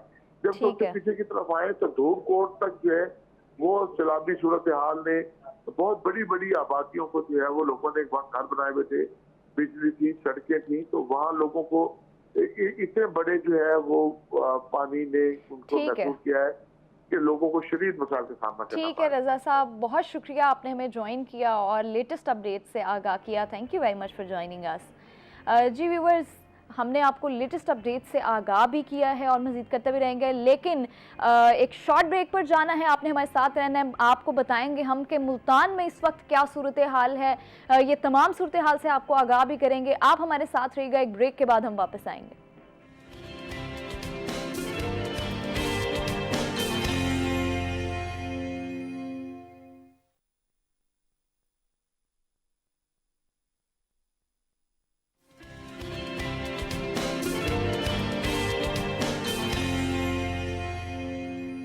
Welcome back viewers. एक शॉर्ट ब्रेक के बाद हम वापस आ चुके हैं और जैसे कि आप लोग जानते हैं अभी हमने दरिया सतलुज के मकाम पर जो थे वो हमारे ब्यूरो चीफ रज़ा मलिक साहब मौजूद थे और उन्होंने तमाम अपडेट से आगाह किया। और वो अपडेट्स यही थी कि इस वक्त जो है वो सोशल मीडिया के थ्रू बहुत सारी गलत खबरें जो हैं वो फैलाई हुई हैं और फैलाई जा रही हैं। वो खबरें ये हैं कि जी सिविल हॉस्पिटल तक, क्योंकि वहाँ पर सोसाइटीज़ भी चूँकि बन चुकी हैं, इतनी ज़्यादा उस रोड पर पानी आ चुका है, जबकि ऐसा कुछ भी नहीं है। सिविल हॉस्पिटल तक बिल्कुल पानी नहीं आया। तो आप सब ने इन सुनी सुनाई बातों पर यकीन नहीं करना। पैनिक सिचुएशन है लेकिन इतनी ज़्यादा नहीं है। पानी में जो है वो कमी हमें देखने को मिल रही है, तो आप लोगों ने तसल्ली रखनी है, दुआ करनी है। इसी के साथ साथ जैसे हमने आपको बहावलपुर से और दरिया सतलुज से अपडेट्स के साथ आगाह किया है, वैसे ही ज़ुहैब बुखारी साहब मौजूद हैं शेरशाह के मकाम पर। और शेरशाह में इस वक्त जो है वो मैंने आपको पहले भी बताया कि शेरशाह पुल को ब्रीच करने का फ़ैसला लिया गया है और शेरशाह पुल को ब्रीच करने के हवाले से क्या खबरें हैं इस वक्त, लेटेस्ट अपडेट्स क्या है, क्योंकि मुजफ्फरगढ़ और मुल्तान का जो ज़मीनी रास्ता है वो मुनक़ता हो जाएगा इससे, जब भी शेरशाह पुल को ब्रीच किया जाएगा। तो इस वक्त जो शेरशाह बंद है उसको जब ब्रीच करेंगे तो ज़मीनी रास्ता मुनक़ता होने से ट्रैफिक और बहुत सारी और चीज़ें मुतासिर हो जाएंगी। तो इस वक्त हमारे रिपोर्टर रोही टीवी ज़ुहेब बुखारी मौजूद हैं शेरशाह के मकाम पर, जो कि फील्ड में एक्टिवली बड़े दिनों से काम कर रहे हैं और हमें तमाम तर अपडेट से जो है वो इस वक्त आगाह करेंगे। जी ज़ुहेब, बताइएगा।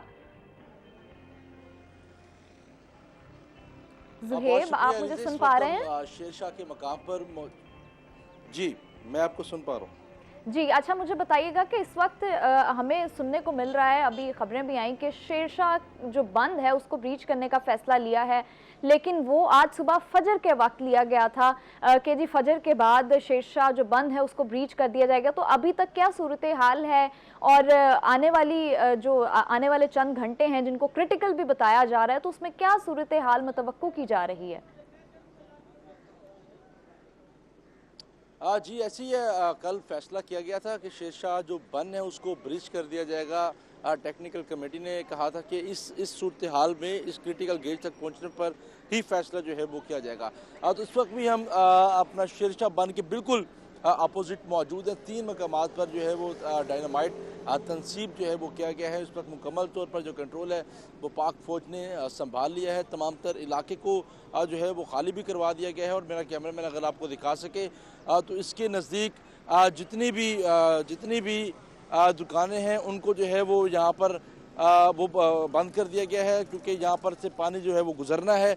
और इसी तनाजुर में जो है वो हम देख रहे हैं कि यहाँ पर जितने भी कारोबारी मरकज़ हैं जो इसके लपेट में आ सकते थे तो उनको जो है वो मुकम्मल तौर पर बंद कर दिया गया। इसके बिल्कुल साथ ही यहाँ पर जो है वो रेलवे का ट्रैक भी जो है वो गुजर रहा है, तो यहाँ पर जो रेलवे लाइन है वो भी मुतासिर हो सकती थी। तो इसी तनाजुर में जो आखिरी रेलवे गाड़ी थी महार एक्सप्रेस, उसको भी अब यहाँ से जो है वो गुजार दिया गया है। और पानी की जो सतह है वो मुसलसल बुलंद होती हुई जो है वो इस वक्त हमें नज़र आ रही है।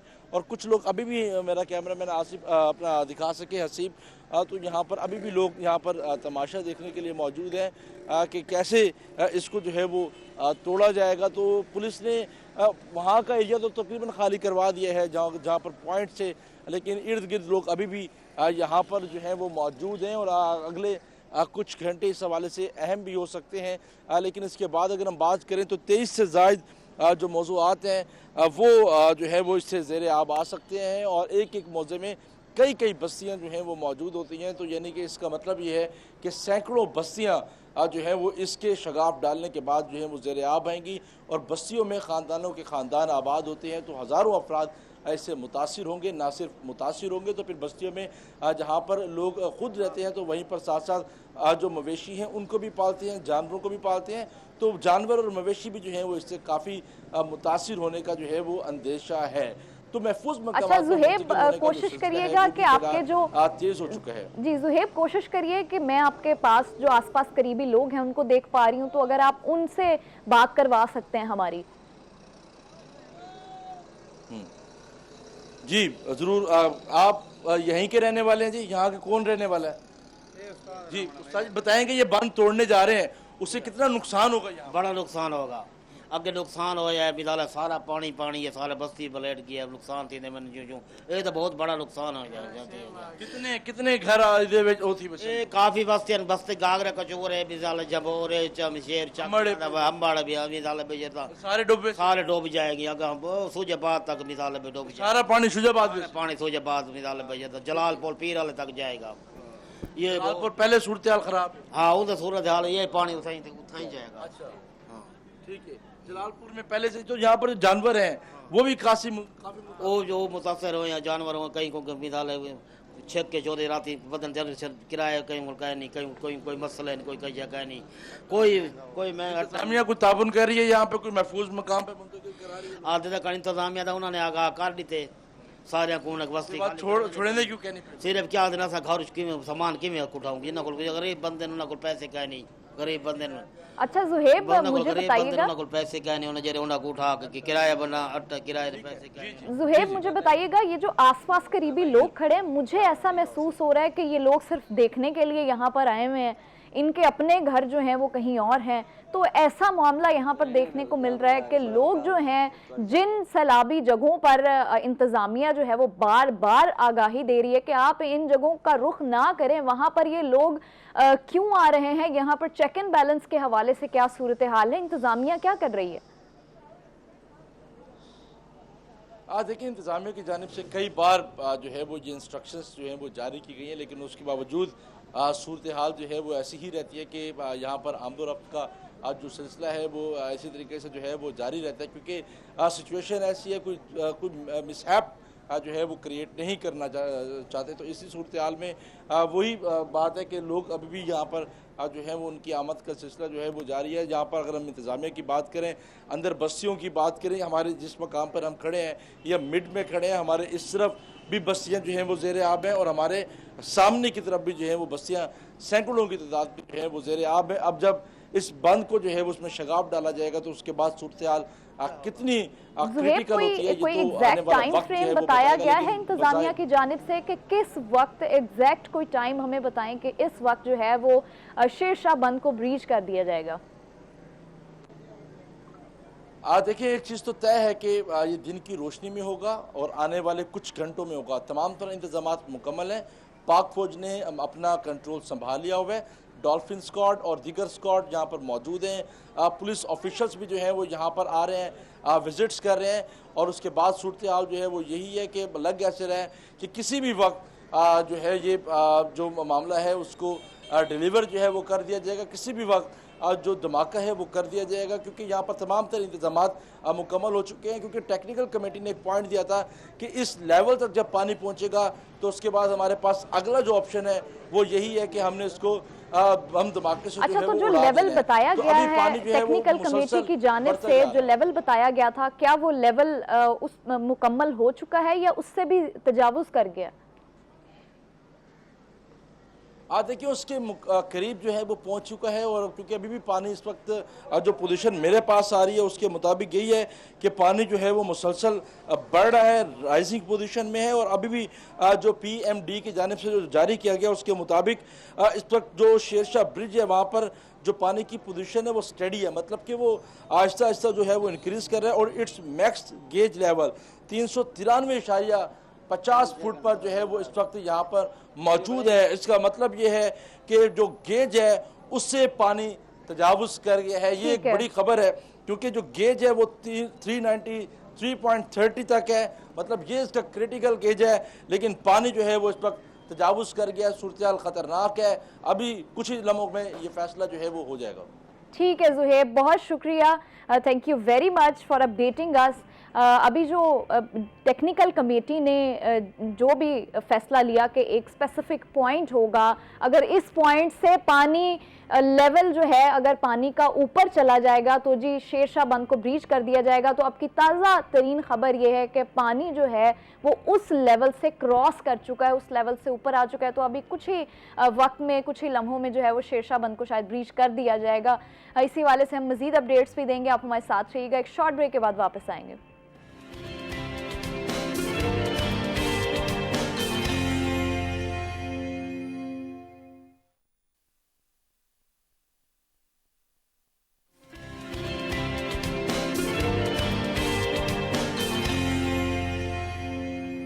वेलकम बैक नाज़रीन, एक शॉर्ट ब्रेक के बाद हम वापस आ चुके हैं और हमें ज्वाइन किया है हमारी मेहमान है हमारे साथ फ़रहीन हुसैन साहिबा ने, जो कि ब्यूटी एक्सपर्ट हैं। अस्सलाम वालेकुम, कैसी हैं आप? आप सुनाएं। मैं भी ठीक हूँ अल्हम्दुलिल्लाह। अच्छा, जहाँ हम आपको अपडेट से भी आगाह कर रहे हैं, वहाँ हमारी ये भी कोशिश होती है कि हम आपको एंटरटेनमेंट भी साथ के साथ दे सकें ताकि पैनिक सिचुएशन को थोड़ा सा कंट्रोल कर सकें।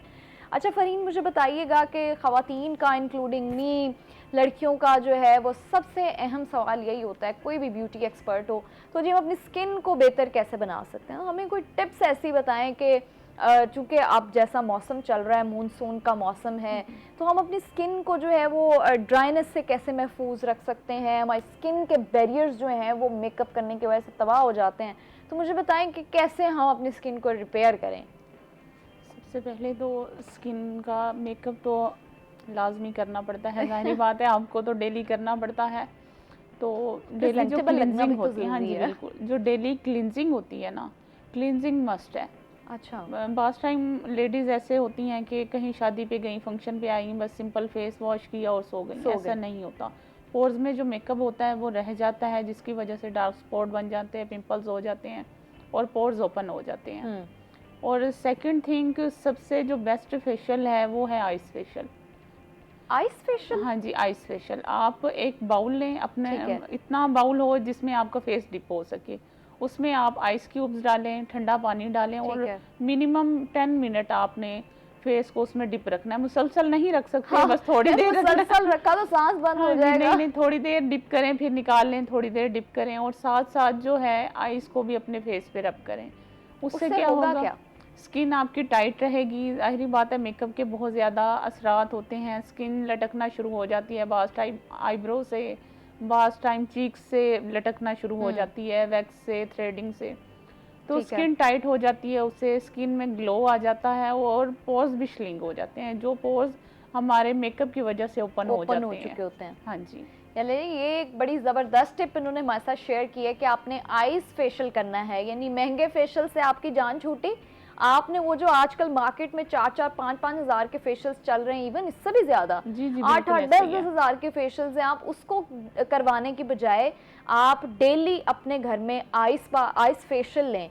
आइस फेशियल लेने का तरीका क्या है कि जी आप एक बड़े से बाउल में बर्फ़ के काफ़ी सारे यानी आइस क्यूब्स आप डाल लें, बर्फ़ के टुकड़े डाल लें, फिर उसमें पानी डालें और फिर जी कुछ सेकंड्स अपना मुंह जो है वो उसमें डिप करें निकालें, डिप करें निकालें। तो ये तरीका जब आप अपनाएंगे तो आपके फेस पे जो है वो कुदरती तौर पे instant glow, instant skin tight हो जाती है, टाइटनेस आ जाएगी। अच्छा, मुझे बताएं, आजकल जो है वो लड़कियों को ग्लो का बहुत शौक है और वो चाहती हैं कि जी हमारी ग्लास स्किन हो जाए। ग्लास स्किन का बड़ा ट्रेंड भी है। आप समझ लें कि लड़कियों की कोशिश है कि वो हर तरह की स्किन केयर जो है वो खरीद लें, पैसे लगा लें इतने, और ग्लास स्किन उनकी होनी चाहिए, लेकिन ऐसा होता नहीं है। तो हमें कुदरती तरीका बताइए कि ग्लास स्किन अचीव करने का कुदरती तरीका क्या है? कुदरती तरीका मैं आपको एक सीरम बताती हूँ जिससे 15 डेज चैलेंज दें लड़कियां अपने आप को। उस सीरम को बनाने के बाद मैं ही ले लूंगी। हाँ जी, सीरम बनाने के बाद 15 डेज चैलेंज लें, उसके बाद आप खुद देखेंगी कि जो स्किन है वो सिलिकॉन टाइप हो जाती है। मतलब क्या बात है, है, अच्छा उसका रिजल्ट है। ये समझे, मैं तो आज से शुरू कर रही हूँ, बस आप तरीका बताएं। बस लेना आपने 2 चम्मच कोकोनट ऑयल है किसी शीशे के जार में, और उसमें 1 स्टिक मुलट्ठी डालनी है। मुलट्ठी जो हम लोग बास टाइम बच्चों को दे रहे होते हैं कहवा बना के सर्दियों में, वो मुलट्ठी हमारी स्किन के लिए बहुत इफेक्टिव है। ओके, कोकोनट ऑयल में आपने वो स्टिक मुलट्ठी की डाल के, हाँ जी, 1, और इतनी हो कि वो कोकोनट ऑयल में डिप हो जाए, तो 3 दिन के लिए आप उसको धूप में रखें, उसका कलर चेंज हो जाएगा। और रात को आप लगाएं, दिन को लगाएं, इवन के मेकअप से पहले भी लगा सकते हैं, एज अ प्राइमर भी यूज़ कर सकते हैं उससे। तो वो स्किन तो ऑयली हो जाएगी उससे? नहीं, बिल्कुल भी नहीं होगी, क्योंकि कोकोनट ऑयल वैसे भी हमारी स्किन के लिए बहुत अच्छा है, और जब मुलट्ठी उसके साथ मिलती है तो वो बिल्कुल भी कोकोनट ऑयल जो है ना वो ग्रीसी नहीं करता हमारे फेस को। ओके, ज़बरदस्त एक जो है वो सिरम हमें बता दिया है, मैं तो आज से ही करने वाली हूँ। आप लोग भी आज से एक चैलेंज स्टार्ट कर लें, मैं भी आपको रिमाइंड करवाया करूंगी। चैलेंज है, जस्ट आप देखेंगे कि स्किन सिलिकॉन हो जाएगी आप। क्या बात है, इस चैलेंज को जो है वो हम 15 डेज करने के बाद मैडम आपके पास हम दोबारा आएंगे, आपसे पूछेंगे और आपसे रिजल्ट्स भी शेयर करेंगे। चलें जी, मैंने तो ये चैलेंज शुरू करने का सोच लिया है। आप सब भी जो खवातीन देख रही हैं, जो लड़कियां देख रही हैं, वो ये चैलेंज आज से शुरू कर दें, क्योंकि ये वो चीज़ें हैं, 2 बहुत आसान सी चीज़ें हैं जो आपको नॉर्मली घर से मिल जाएंगी। कोकोनट ऑयल और मुलट्ठी, 2 चम्मच कोकोनट ऑयल और 1 स्टिक मुलट्ठी की आपने उसका सिरम बना के जो है वो इस्तेमाल करना है। अच्छा, मुझे ये भी बताइएगा कि आजकल फेस मास्क का भी बड़ा ट्रेंड है। लोग इतने महंगे महंगे लड़कियां जो हैं वो फेस मास्क खरीदती हैं डिफरेंट कंपनीज़ के, फिर वो कुछ हज़ारों में भी होते हैं, लेकिन वो लगते एक दफ़ा कुछ मिनट के लिए और फिर वो ज़ाया हो जाए। तो घरेलू फेस मास्क जो है वो हमें बताएं जिनको लगा के हम अपनी स्किन को अच्छा कर सकें। अच्छा, मुल्तानी मिट्टी के बारे में अगर मैं बात करूँ तो लोगों का शायद कॉन्सेप्ट है कि मुल्तानी मिट्टी को ये ज़्यादा मतलब इफ़ेक्ट नहीं करती, लेकिन अगर हम अपनी फील्ड के हवाले से देखें तो हमारे जितने भी कॉस्मेटिक के ब्रांड होते हैं, फेशियल के होते हैं, उसमें कहीं ना कहीं इफेक्ट होता है मुल्तानी मिट्टी का। अच्छा। तो आप जब कुदरती तौर पर उसे यूज करेंगी तो सोचें कितना अच्छा रिजल्ट होगा। अच्छा, तो हमने इस्तेमाल कैसे करना? मुल्तानी मिट्टी देखिए 2 तरह से इस्तेमाल हो सकती है। एक तो रोज वाटर में, जिनकी ऑयली स्किन है, और जिनकी ड्राई स्किन है वो कच्चे दूध में, रॉ मिल्क में आप उसको पेस्ट बनाएं। ये दोबारा जरा बताइएगा, ड्राई स्किन वालों के लिए क्या प्रोसेस है, ऑयली स्किन वालों के लिए क्या प्रोसेस? ड्राई स्किन वाले दूध में यूज़ कर सकते हैं और ऑयली स्किन वाले रोज़ वाटर में यूज़ कर सकते हैं। सिंपल आप रात को भिगो के रख दें, फ्रिज में रख दें, 2-3 दिन का इकट्ठा पेस्ट बना दें, वो बिल्कुल भी ख़राब नहीं होती।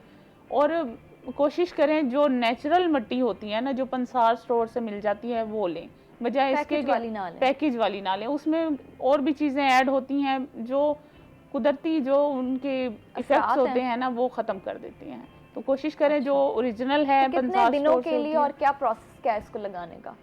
उससे ये है कि आपका ना स्किन का टेक्सचर अच्छा होता है, ग्लो आ जाती है, डार्क सर्कल्स। कितने दिन के लिए लगाएं? मुसलसल नहीं, आप देखें मुसलसल आज किसी के पास भी टाइम नहीं है और मैं इतना पाबंद भी नहीं कर सकती। आप 2 दिन बाद लगाएं, 3 दिन बाद लगाएं, हफ्ते में 2 मरतबा तो लाजमी लगाएं ना। तो उससे आपकी स्किन उससे भी टाइट होना शुरू हो जाती है। मुल्तानी मिट्टी जब वो मास्क ड्राई होता है तो आप देखते हैं कि उसमें क्रैक्स आ जाते हैं, तो वो निशानी होती है कि हमारी स्किन टाइट हो रही है। ओके, ये बड़ा बेहतरीन आपने एक टोटका बता दिया है। अच्छा चले, जहाँ इतने टोटके और इतनी टिप्स मैंने आपसे जान ली है ना, वहाँ मुझे बताएं आजकल ख़वातीन में डार्क सर्कल्स भी कॉमन होते जा रहे हैं, क्योंकि माशाल्लाह से हमारी रूटीन जो है वो ऐसी है कि हम सोते या तो दिन में है या रात को लेट सोते हैं, नींद पूरी नहीं हो पाती, और स्क्रीन टाइम ज़्यादा है, स्क्रीन टाइम भी बहुत ज़्यादा है। तो जो हमारे आंखों के गिर्द स्याह हल्के पड़ जाते हैं, डार्क सर्कल्स पड़ जाते हैं, उसका हल भी आपसे जानेंगे, लेकिन एक शॉर्ट ब्रेक के बाद आप हमारे साथ रहिएगा।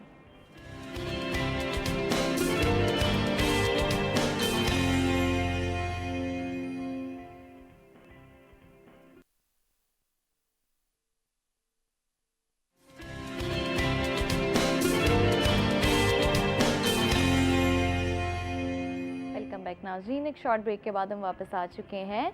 अच्छा जी, हम आपसे जानने वाले थे कि डार्क सर्कल्स के लिए कोई रेमेडी हमें बताएं, क्योंकि ये आजकल स्क्रीन टाइम की वजह से जब लड़कियां ख़वातीन स्ट्रेस लेती हैं तब भी उनके डार्क सर्कल्स नुमायां हो जाते हैं। तो नींद पूरी ना होने की वजह से, नींद पूरी ना होने की वजह से देखिए सबसे पहले तो आप ये देखें कि आपके डार्क सर्कल हुए क्यों हैं। अगर तो कोई मेडिकल इशू है, अगर आपका जो है ना HB लेवल भी कम हो जाए तो उससे भी डार्क सर्कल हो जाते हैं। सबसे पहले तो आपने ये देखना है कि आपके डार्क सर्कल हुए क्यों हैं। ठीक है। अगर स्क्रीन टाइम की वजह से, नींद ना पूरी होने की वजह से हुआ है तो आपने जस्ट टी बैग लेना है, ब्लैक टी बैग। ठीक है। ग्रीन टी बैग नहीं लेना। बहुत सारी रेमेडीज लोग बताते हैं, खीरा ले लें, आलू ले लें, सब्ज़पत्ती लें, बिल्कुल भी नहीं।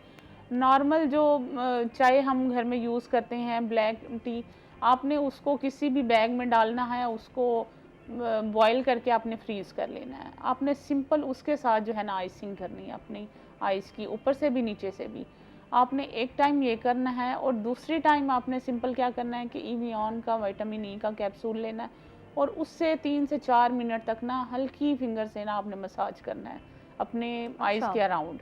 उससे ये है कि जो ब्लैकनेस होती है डार्क सर्कल की वो भी कम होना स्टार्ट हो जाती है और जो फाइन लाइंस बनना स्टार्ट हो जाती हैं आइस के नीचे वो भी कम हो जाती हैं। ठीक है जी, उससे। अच्छा मुझे बताएं, जहाँ इतनी रेमेडीज़ जान ली, अब मैं थोड़ा मेकअप के हवाले से पूछना चाहूँगी कि आजकल नेचुरल लुक जो है वो बड़ा चल रहा है कि जी आप कहीं पे भी सैलून्स में भी हम जाते हैं तो हमें ख़वातीन जो हैं वो सैलून्स में भी जाके कहती हैं जी हमें नेचुरल लुक चाहिए, हमें नेचुरल लुकिंग मेकअप चाहिए। तो वो कैसे अचीव किया जा सकता? सबसे पहले तो जो लड़कियां सैलून में जाके कहती हैं नेचुरल लुक करें, तो उन्हें पहले लाजमी चाहिए कि अपनी स्किन का ख्याल करें। ठीक है।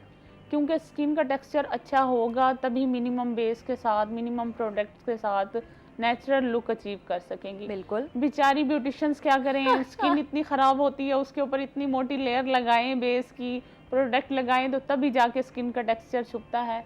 तो सबसे पहले तो लड़कियों को अपनी स्किन का ख्याल रखना चाहिए, उसके बाद ही आप नेचुरल लुक जो है ना अचीव कर सकेंगी। ठीक है। अच्छा, तो लिपस्टिक को हम कैसे ज़्यादा देर जो है वो स्टे करवा सकते हैं? क्योंकि कुछ लोग होते हैं ना उनको खाने की भी आदत होती है, फिर कुछ लोगों की लिपस्टिक वैसे भी नहीं रहती, फिर कुछ हमारे यहाँ ब्रांड्स भी ऐसे हैं जिनकी लिपस्टिक ज़्यादा स्टे ही नहीं करती, तो उसको लॉन्ग लास्टिंग बनाने का कोई तरीका बताएं। अच्छा, सबसे पहले ना सम टाइम आपने देखा होगा कि लिपस्टिक के से पहले ना फेस पर लिप्स पर फाउंडेशन की जो है ना लेयरिंग की जाती है कि फाउंडेशन लगा लें, कॉम्पैक्ट लगा लें, उसके ऊपर लिपस्टिक लगा लें। बिल्कुल भी नहीं, लिपस्टिक से पहले ऐसा नहीं करना।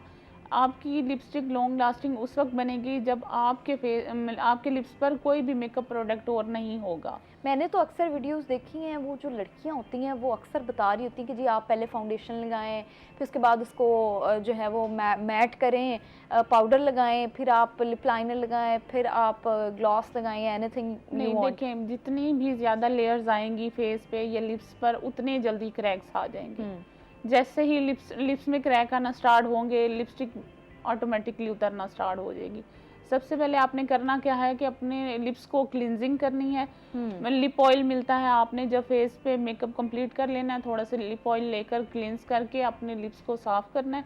उसके बाद आपने जस्ट ट्रांसलूसेंट पाउडर, जिसका कोई कलर नहीं होता लेकिन वो थोड़ा सा आपके लिप्स को सेटल कर देगा। उसके बाद आपने थोड़ा सा ट्रांसलूसेंट पाउडर से लिप को सेट करना है और आपने देन लिपस्टिक लगानी है।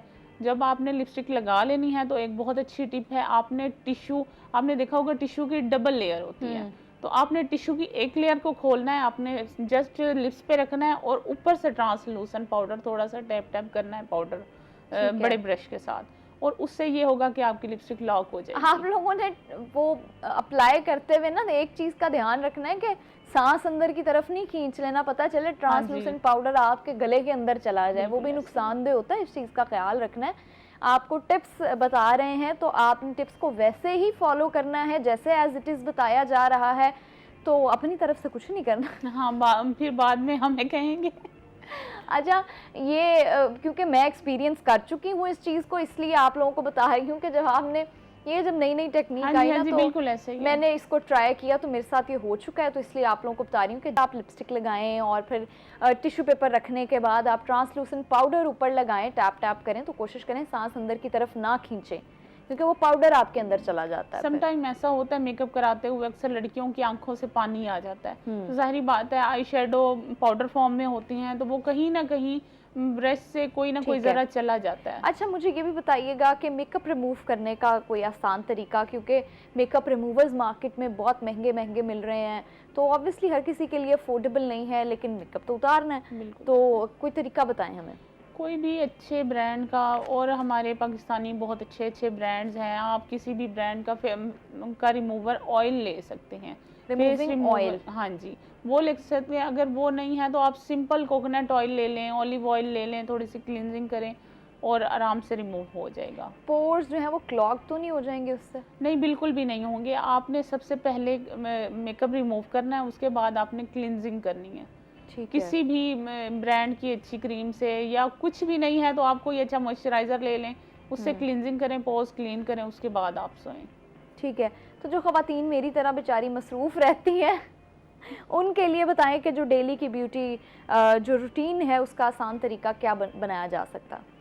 आसान तरीका देखें, रात को जब आप अपनी 2-3 चीज़ें जैसे कोकोनट ऑयल है या कोई भी अच्छा मॉइस्चराइज़र है वो आपने अपने तकिया के नीचे ही रख दें लड़की सबसे आसान हल है जो बहुत ज़्यादा मसरूफ़ है, तो रात को सोते सोते वो 2 चीज़ें तो लाजमी करें। उससे ये है पूरा दिन आप मेकअप करेंगी, धूप में जाएंगी तो आपकी कहीं भी natural beauty. Thank you very much Farheen for joining अस। बहुत शुक्रिया, आपने हमें बड़ी मज़ेदार सी जो है वो टिप्स बता दी हैं और उम्मीद करती हूँ आप लोग भी इससे फ़ायदा उठाएंगे। इसी के साथ हम आपसे इजाज़त चाहते हैं क्योंकि प्रोग्राम का वक्त ख़त्म हो चुका है।